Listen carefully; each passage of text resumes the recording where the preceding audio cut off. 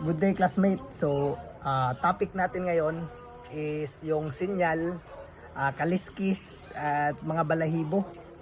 Yung mga traditional na paniniwala ng mga ibang classmates natin. So, ang sasabihin ko po dito ay sariling opinion at base sa pagkaunawa ko na rin po, no? So, personally po, hindi ako naniniwala sa mga sinyal, sa mga kaliskis, no? At kung pag-uusapan naman natin yung kulay sa buwan, limbawa, yung sinasabi nilang pagka ganito yung buwan is yung mga dark-legged ay malalakas. Naturally, magagaling sila sa ganyan na panahon. So,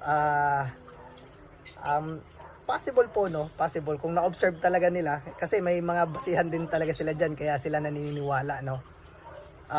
Kung na-observe nila na every time na ganyan yung buwan is malalakas yung mga dark-legged, maliliksi, nakapokus, edi may big chance po, no?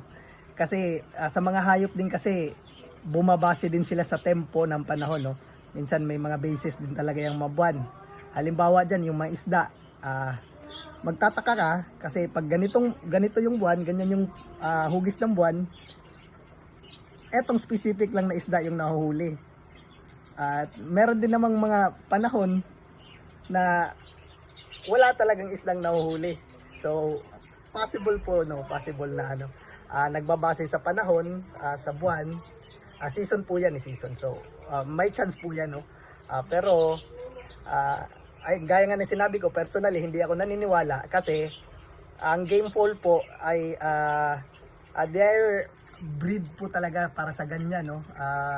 Ginawa talaga sila para sa specific na tradisyon na sabong. Yun talaga yung purpose nila. So kaya nandun din tayo sa meron din tayong tinatawag na conditioning program, yung pointing din. Kaya sinisiguro natin na focus din sila, malakas din sila, at nandun yung laro nila sa araw ng laban.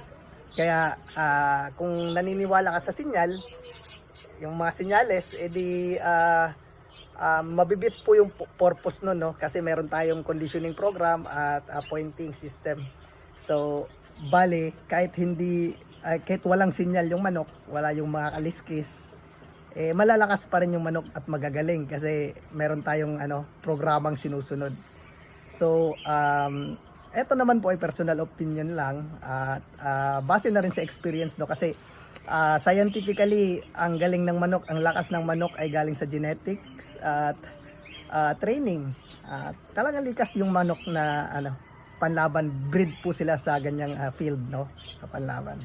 So bale, syempre, meron pa ring basehan yung iba, yung sinabi ko nga, meron silang mga basis talaga.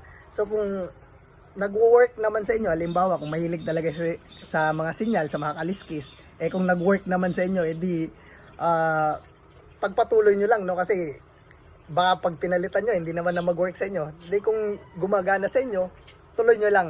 Importante, masaya tayo sa ginagawa natin. Yun lang po. Maraming salamat.